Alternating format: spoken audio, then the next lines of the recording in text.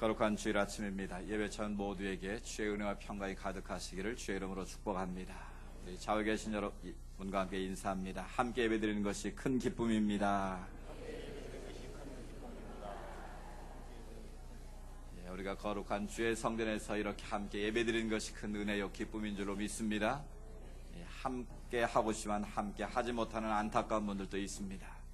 그런 분들을 생각하면 우리가 주의 전에서 이렇게 찬양을 드리고 말씀을 듣고 예배드릴 수 있다는 것이 얼마나 큰 은혜인지 모르겠습니다. 한 일간지에 주말이 되면 백성호라는 기자가 칼럼을 쓰는데요. 그 칼럼의 제목이 현문우답이에요.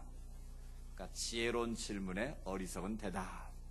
근데 그 어리석은 대답을 가만히 생각해보면, 음미를 해보면 그 안에 인생의 통찰과 지혜가 담겨 있는 것을 보게 됩니다. 어제 나온 그 현문우답의 내용을 제가 약간 각색을 해서 설명을 해보면 이렇습니다.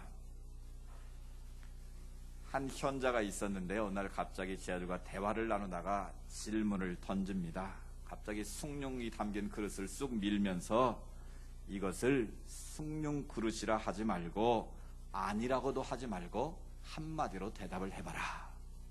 다시 할게요. 숭늉이 담긴 그릇을 내밀면서 이것을 숭늉 그릇이라고도 하지 말고 아니라고도 하지 말고 대답을 한번 해봐라. 대답을 한번 해보십시오. 분명히 숭늉이 담겨있는 그릇인데 그것을 숭늉 그릇이라고도 하지 말고 숭늉 그릇이 아니라고도 하지 말고 다르게 한번 말해보라는 거예요.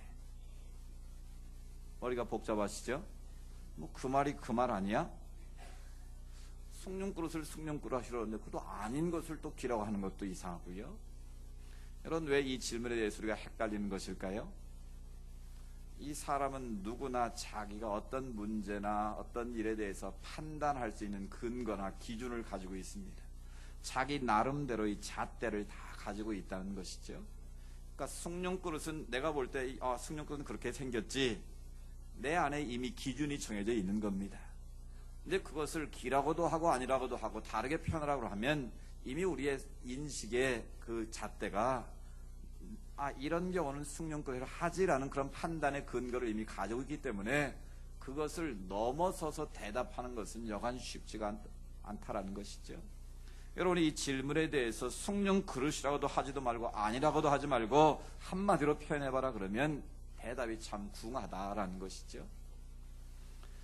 우리는 대부분 숭늉 그릇이라는 그 인식의 기준 안에서만 문제의 답을 찾려 하기 때문에 어려운 것입니다. 근데 그 대답은 의외로 쉬웠습니다. 한 제자가 갑자기 문을 확 열더니 그 숭늉 그릇을 밖으로 확 던져버렸습니다. 어떻게 됐을까요? 박살났습니다.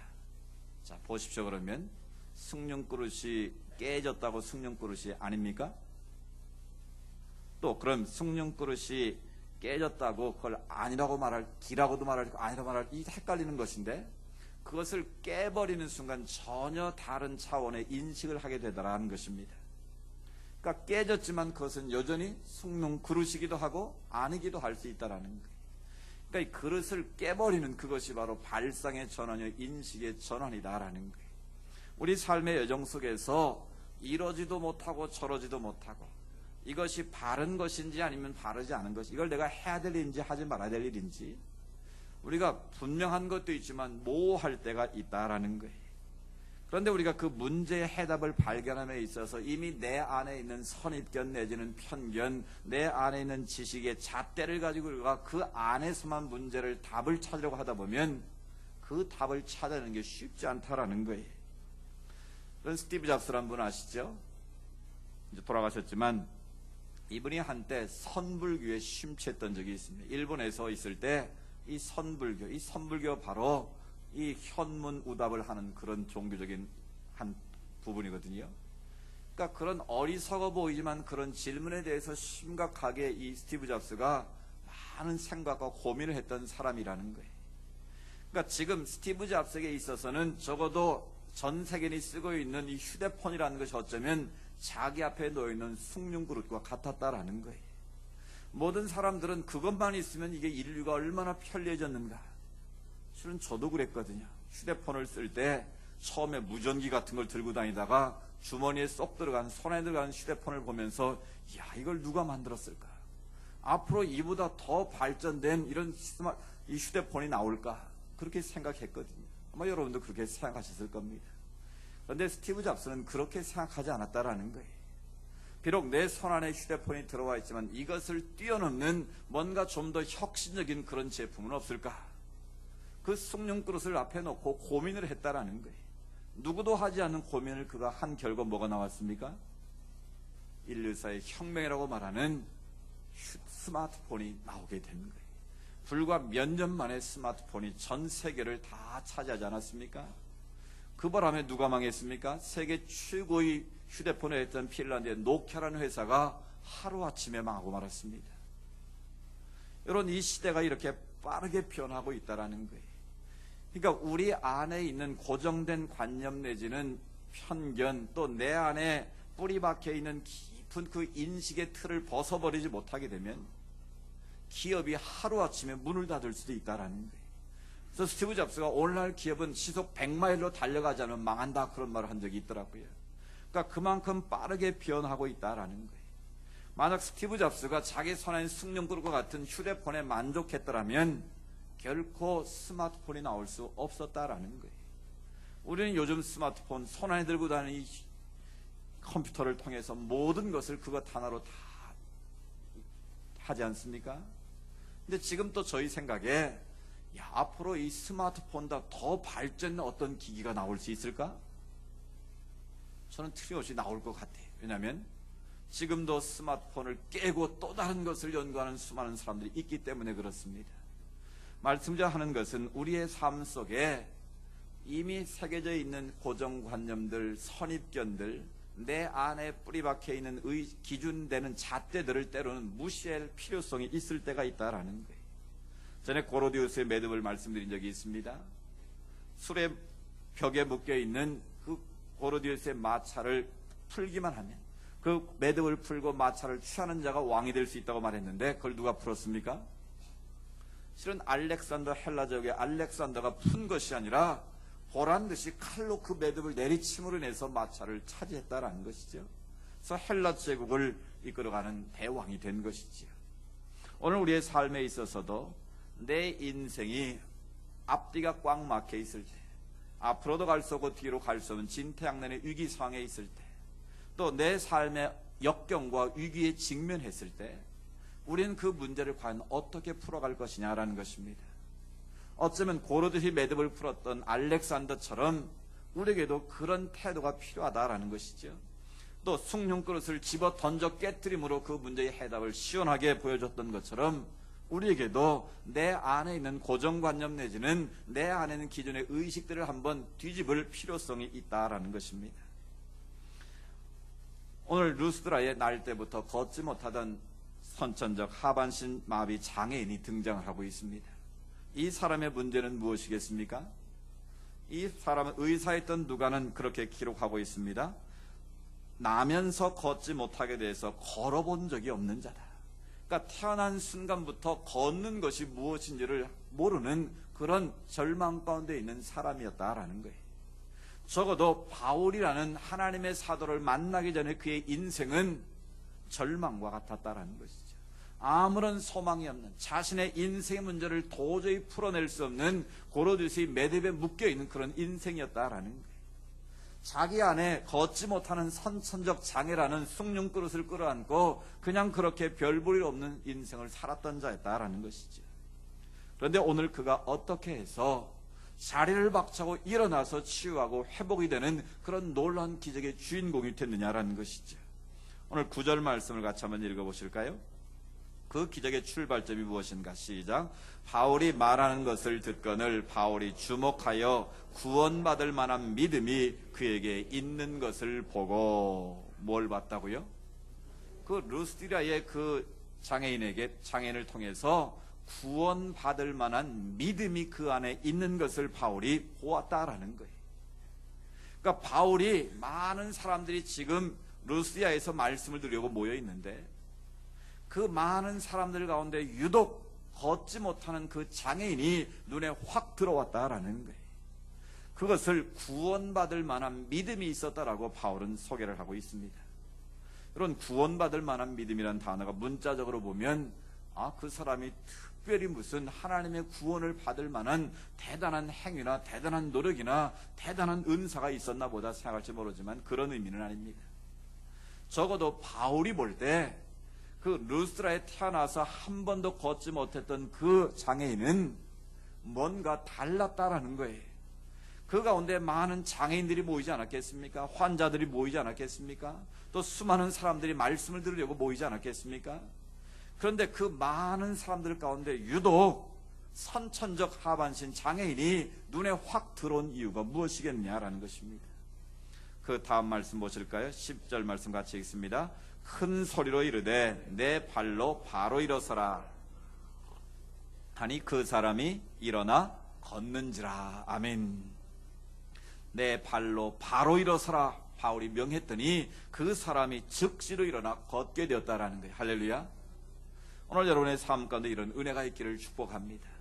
내 안에 풀지 못한 숙제들, 내가 아직도 해결하지 못한 고르티, 매듭과 같이 묶여있는 그런 것들, 과연 그것을 어떻게 하면 풀어낼 수 있겠느냐라는 것이죠. 오늘 루스라 지방에 이 날 때부터 걷지 못한 자는 단번에 그 문제의 해결을 보았다라는 겁니다. 한 번도 걸어보지 못한 자가 내 발로 바로 일어서라는 명령과 함께 일어섰더니 걷게 되는 하나님의 기적이 임했다라는 것입니다. 오늘 여러분 이런 기적이 여러분 삶 가운데 일어나기를 기대하십니까? 이런 은혜가 여러분 가운데 있기를 원하십니까? 그럼 어떻게 해서 이 루스드라의 이 장애인은 그런 기적을 경험했느냐라는 것이죠. 그 첫 번째는 바로 그는 시선을 하나님께 고정시키는 자였다라는 것입니다. 그런 날 때부터 걷지 못하던 그가 바울의 말씀을 듣기 시작을 했습니다. 바울이 말씀을 전하는 것을 그가 경청하고 들을 때 하나님의 역사가 나타나기 시작했다라는 거예요. 여러분 믿음이 어디서부터 시작됩니까? 로마서 10장 17절에 보면 그러므로 믿음은 들음에서 나고 들음은 그리스도의 말씀으로 말미암느니라. 아멘. 우리가 믿음은 내가 만들어내는 것이 아니라 하나님의 말씀을 우리가 듣고 하나님의 말씀 안에 거하게 될 때 믿음이 생기게 되고 그 믿음이 자라게 된다라는 것입니다. 이 루스드라에 걷지 못한 자는 지금까지는 이방인으로서 살아계신 하나님의 말씀을 듣지 못했던 자입니다. 들어봤자 구약에 있는 율법의 말씀, 자기 행위로 구원받는 그런 것들을 들었을 것입니다. 그런데 사도 바울을 통해서 예수 그리스도의 십자가의 복음을 처음 접하게 된 것이죠.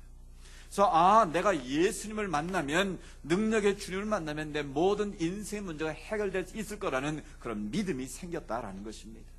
그 믿음이 생겼기 때문에 그 바울의 말씀을 들으면서 그가 경청을 했고 그가 주목해서 바울을 보았다라는 것이죠.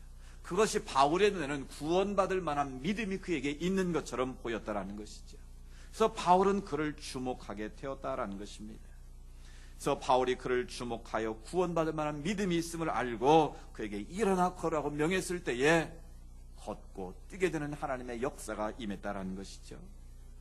여러분 우리가 하나님의 말씀을 듣고 그 말씀에 순종할 때 하나님의 기적이 임하는 줄로 믿습니다.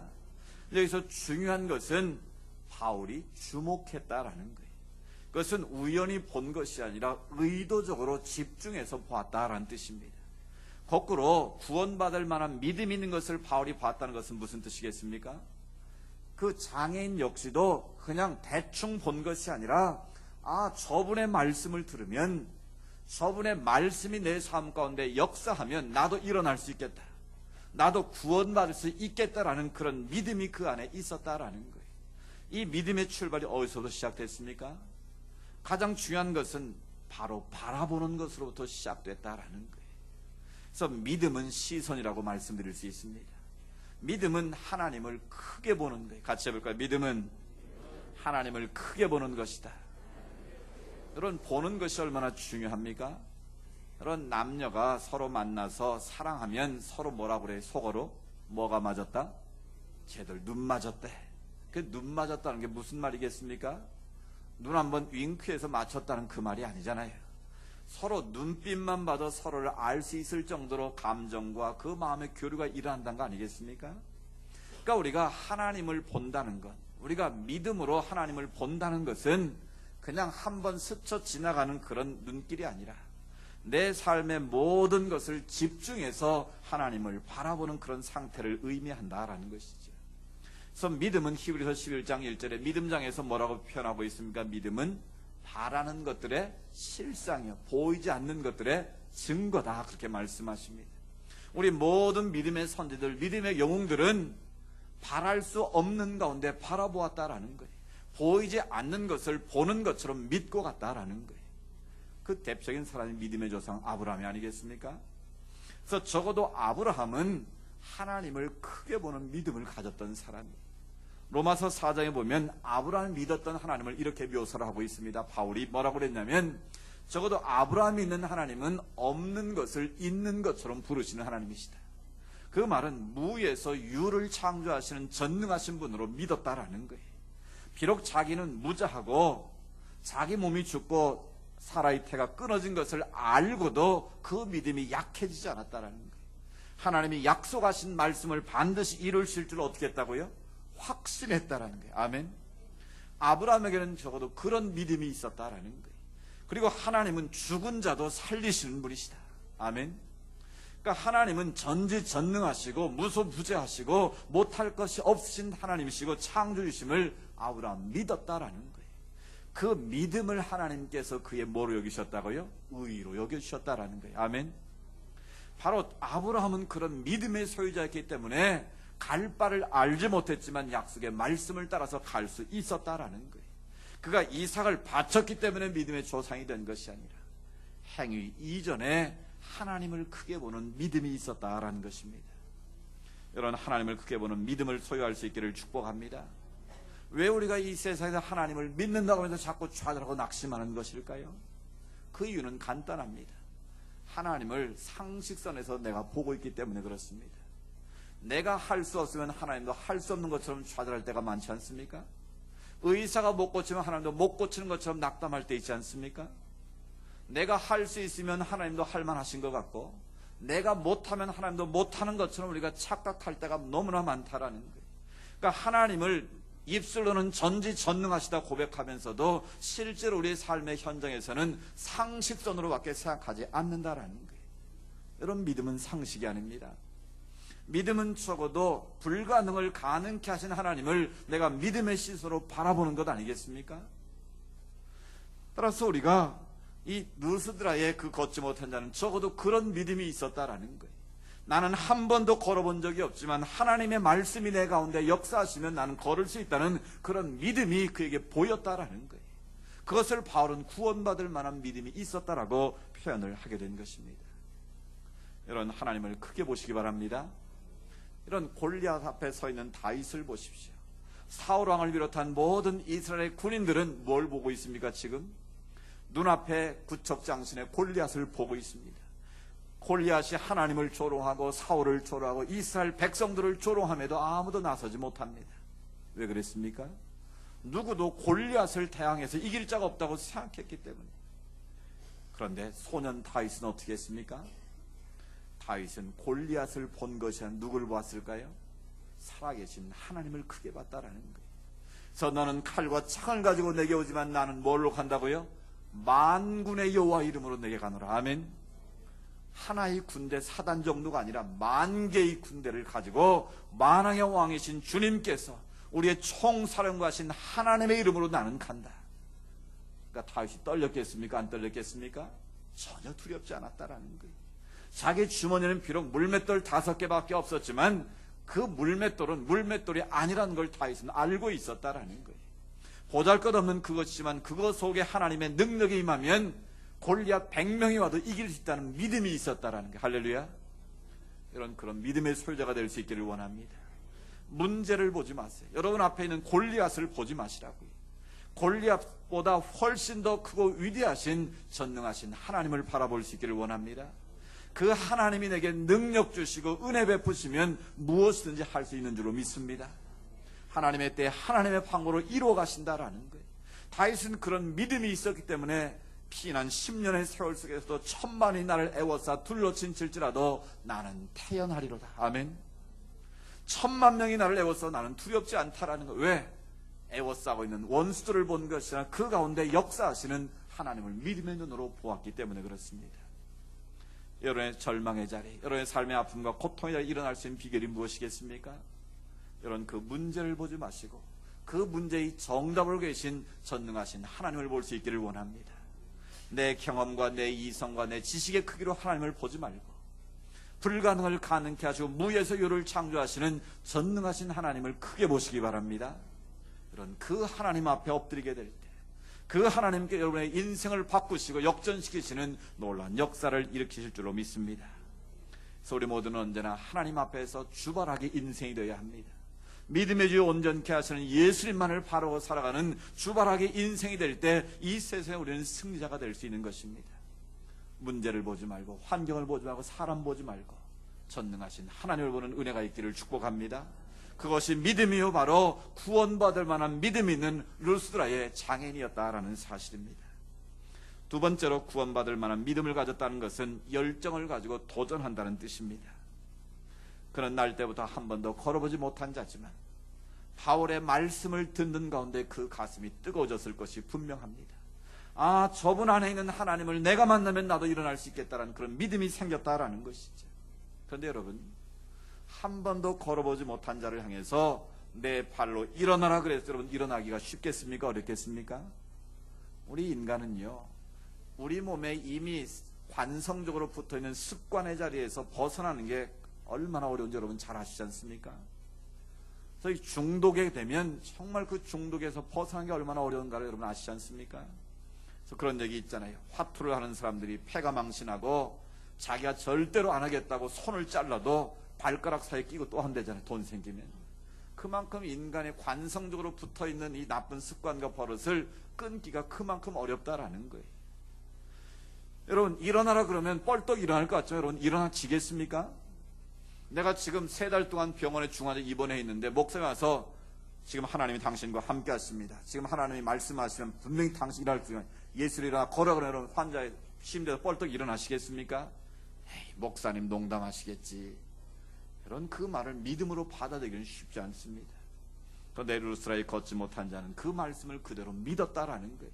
그 믿었다라는 거, 그 안에 그런 열정이 생겼다라는 거예요. 그런 믿음이 그 마음속에 뜨겁게 일어났다라는 겁니다. 그때 그 루스드라의 안진뱅이는 그 말씀을 그대로 믿고 뻘떡 일어났다는 것입니다. 할렐루야. 그런 열정과 도전하는 믿음이 있어야 하나님의 역사가 일어난다라는 거예요. 그런데 우리는 하나님의 말씀을 듣고도 그냥 소리로 들을 때가 많고, 에이, 그거는 특별한 사람에게나 일어난 일이겠지. 나 같은 사람에게 무슨 그런 역사가 일어나겠어. 나하고는 상관없는 이야기처럼 들을 때가 많이 있다라는 것이지. 그러니까 그 말씀이 나를 변화시켜 내 삶을 치유하고 회복하는 뢰마의 말씀이 되지 못하고 그저 지나가는 하나의 소리로밖에 들리지 않을 때가 많다는 것이지. 여러분 오시는 하나님의 말씀이 여러분의 삶을 변화시켜 치유하고 회복하는 뢰마의 말씀으로 들려지기를 축복합니다. 적어도 이 루스드라의 안진뱅이는 열정을 가지고 도전했다라는 거예요. 일어나라 그랬을 때 일어났다라는 것입니다. 그 일어난 믿음을 통해서 하나님이 역사하신 것입니다. 그런 성경에 나오는 모든 복음서의 치유의 기적을 한번 잘 살펴보십시오. 예수님이 가만히 있는데 이렇게 세운 사람은 아무도 없습니다. 예를 들어 볼까요? 12년 동안 혈루증을 앓던 여인, 자기 자신의 모든 방법으로 애를 썼지만 돈을 다 허비하고 재산을 탕진했지만 고치지 못했습니다. 그 당시에 하혈을 한다는 것은 부정한 여인입니다. 공동체 속에 들어갈 수 없는 여인입니다. 그런데 뭘 들었습니까? 예수님이 지나가신다는 소문을 들었습니다. 근데 소문을 듣자 하니 그분을 만나면 모든 질병이 떠나가고 죽은 자가 살아나고 흉년마다 잠잠케 해달라는 말씀을 들은 거죠. 아, 나도 그분 만나면 나도 치유될 수 있겠다. 그런 열망이 생긴 것입니다. 그런데 주님 앞에 가려고 보니까 너무나 많은 사람들이 애워싸서 밀고 해서 도저히 들어갈 수가 없는 거예요. 만약 그 상황에서 여인이 포기했다면 그 여인은 평생 그렇게 앓다가 죽었을 것이 분명합니다. 그런데 그 여인에게는 믿음이 생겼습니다. 주님의 옷자락에 손만 대도 나을 수 있겠다. 그런 믿음의 열망이 생기니까 그 사람들의 틈바구니를 뚫고 예수님께로 간 것 아니겠습니까? 그래서 주님의 옷자락에 손을 댔습니다. 주님께서 누가 내 옷에 손을 댔냐? 제자들은 명문도 모른 채 이렇게 사람들이 많아 밀고 애워싸는데 누가 만졌다고 그러십니까? 주님은 아니라는 것입니다. 바울이 루스드라의 안전뱅이를 본 것처럼 주님은 이미 그 여인의 믿음을 보고 계셨다라는 것입니다. 섰다라 내 병에서 놓여 건강할지어다. 내 믿음대로 될지어다. 주님의 그 명령과 함께 그 여인이 질병에서 치유된 줄로 믿습니다. 아무리 방해하는 세력이 있고 아무리 장애물이 있어도 하나님의 약속의 말씀을 붙들고 믿음으로 도전하는 자에게 하나님의 역사가 임하는 줄로 믿습니다. 여러분, 인생 가운데 창을 너무나 쉽게 포기할 때가 있지 않습니까? 나는 안 돼, 나는 틀렸어, 내가 해봐야 그렇지. 그건 마귀가 주는 생각입니다. 그건 마귀가 주는 그런 말입니다. 적어도 성령의 사람, 하나님의 사람은 나는 할 수 없어, 하나님이 내게 이런 약속을 주셨으면 나는 할 수 있다는 믿음을 가지고 열망을 가지고 도전하는 자인 줄로 믿습니다.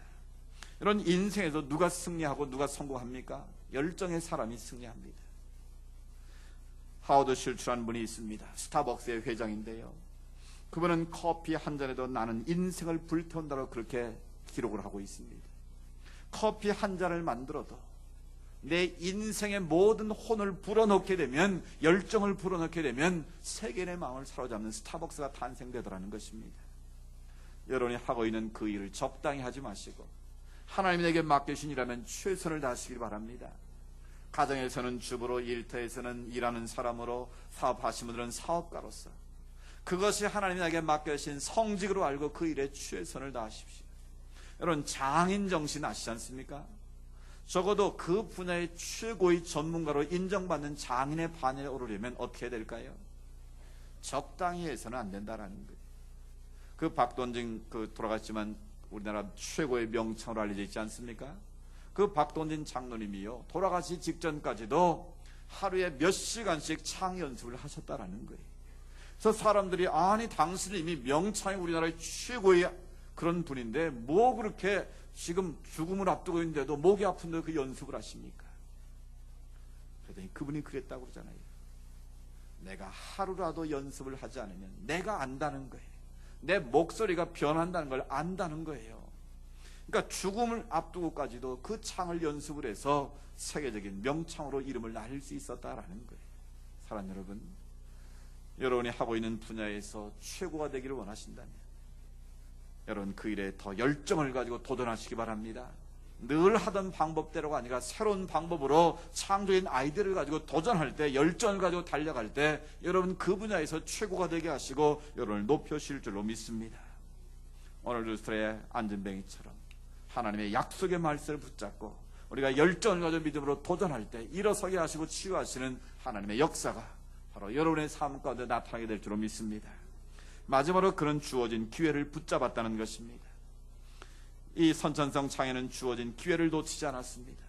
오늘 내가 이 바울이라는 분의 말씀을 듣고 그 주님을 만나지 못하면 나는 내 인생 끝날 수 있다는 그런 절박함을 가지고 바울의 말씀을 경청했고 바울을 주목했고 믿음으로 도전했을 때에 바울이 그를 볼 때 구원을 받을 만한 믿음으로 보였다라는 것입니다. 그 단 한 번에 주어진 기회를 붙잡았기 때문에 한 번도 걸어보지 못한 그 사람은 걸을 수 있는 하나님의 기적을 경험할 수 있었다라는 것이죠.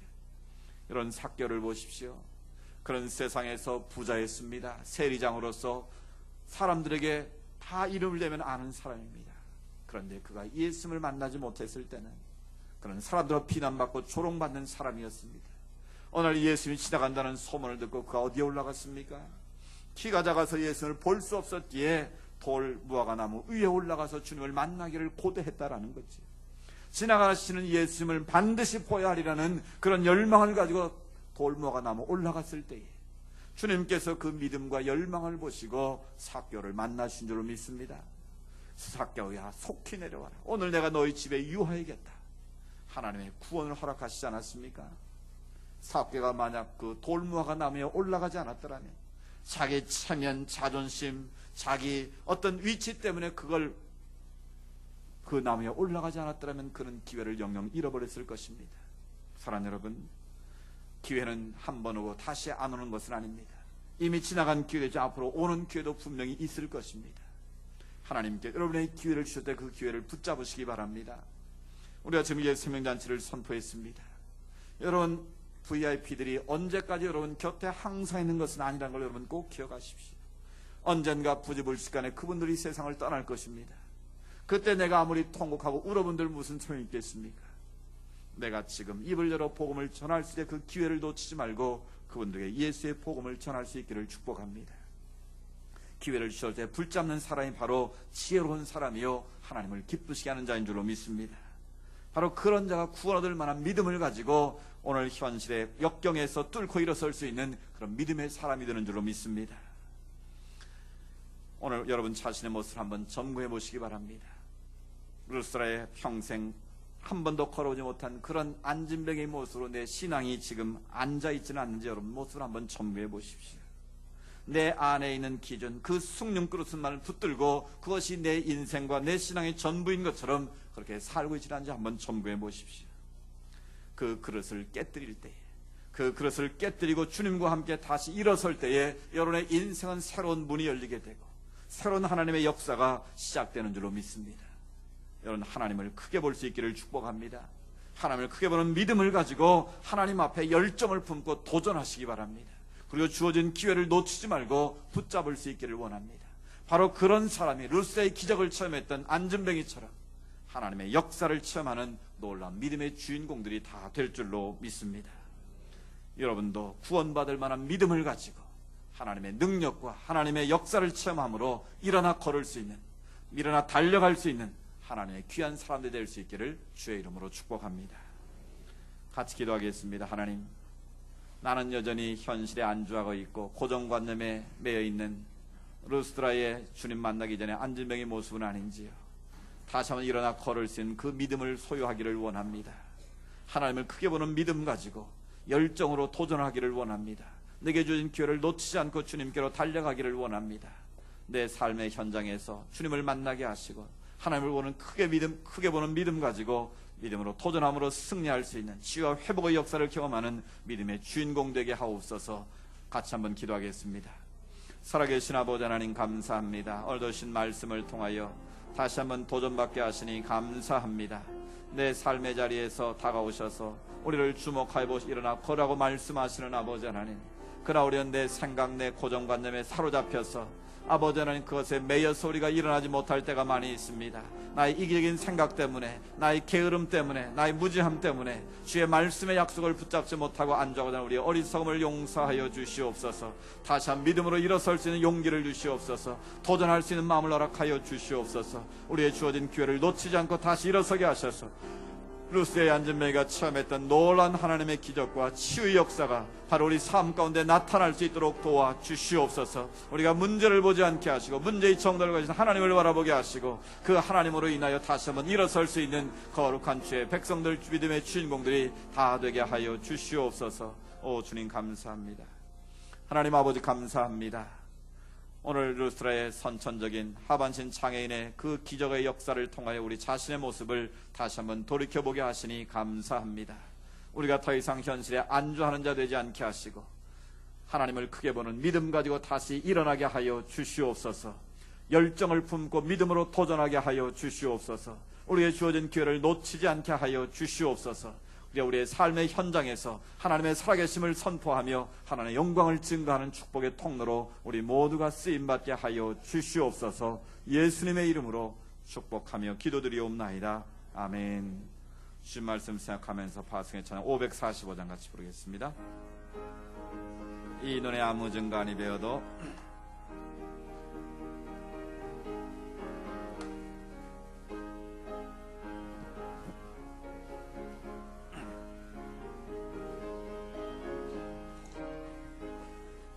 이 눈에 아무 증거아니 배어도 믿음만을 가지고서 늘 걸으며 이 귀에 아무 소리 아니 들려도 하나님의 약속 위에 서리라. 걸어가세 믿음 위에 서서 나가세 의심 버리고 걸어가세 믿음 위에 서서 눈과 귀에 아무 증거 없어도 이 눈이 보기에는 어떠하든지 이미 얻은 증거대로 늘 믿으며 이 마음에 의심 없이 살아갈 때에 우리 소원 주 안에서 이루리. 아멘. 걸어가세 믿음 위에 서서 나가세 나가세 의심 버리고 걸어가세 믿음 위에 서서 눈과 귀에 아무 증거 우리 다 같이 일어나 찬양하기 없어도 원합니다. 주님의 거룩함을 두고 맹세한 주 하나님 아버지는 참 미쁘다. 그 귀한 모든 약속 믿는 자에게 능치 못할 무슨 일이 있을까. 아멘. 걸어가세 믿음 위에 서서 나가세 나가세 의심 버리고 걸어가세 믿음 위에 서서 눈과 귀에 아무 증거 없어도. 아멘. 무에서 유를 창조하시고 불가능을 가능케 하신 우리 구주 예수 그리스도의 은혜와 하나님 아버지의 크고 놀라우신 사랑하심과 성령님의 인도하시고 위로하시고 교제하심의 역사가 루스트라의 앉은뱅이처럼 전능하신 하나님을 크게 보는 믿음 가지고 구원받을 만한 믿음으로 일어나 걸었던 것처럼 우리도 일어나 걷겠습니다 믿음으로 고백하며 세상을 향해 나아가는 주의 백성들 머리머리 위에 하나님께 올려드릴 모든 믿음의 소원들 위에 이 나라와 이 민족 위에 이제로부터 영원토록 함께 하시기를 간절히 축원하옵나이다. 아멘.